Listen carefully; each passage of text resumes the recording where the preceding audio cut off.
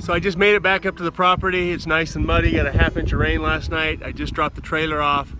The homeowner down there at that homestead decided that they wanted to keep a lot of the barnwood, which is completely understandable. They actually have intentions of incorporating the good barnwood into the new house.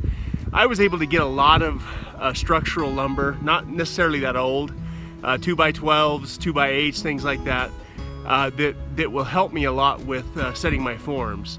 I would have loved to have gotten a lot more. I would have loved to have gotten some of those ammo cans, things like that, but you know, I needed to respect the homeowner's wishes and leave it like it was, and they intend on, again, using as much of that as they can in the new build. So the good news is I've got the lumber to start setting forms once we get the footings dug. A little bit too muddy right now. The trench is doing its job, keeping the water off the top, which is also great.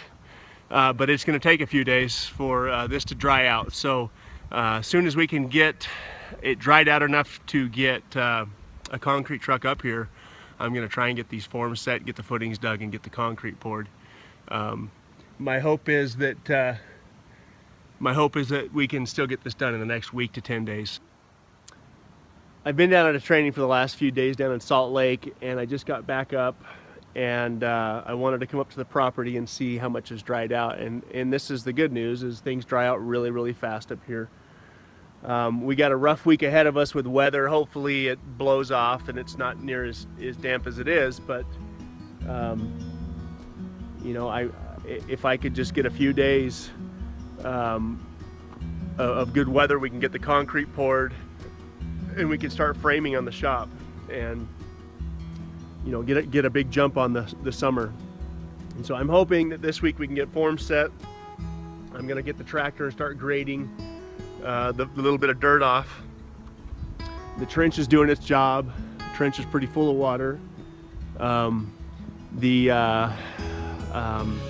this soil up here, that's the good part of the soil up here, is you can go literally one day from being up to your elbows in mud to the next day with just some direct sunlight for 6 or 8 hours, and it just dries right out. So hopefully this week we'll be able to get the forms in place, get the final grading done on the pad, get the rebar tied, and at least start getting the forms set. It might take me 2 weeks to get it, or it might take me into the following week to get the concrete poured, but if I can get the rebar tied and get the forms set, that will at least give me a jump as soon as it does dry out a little bit. So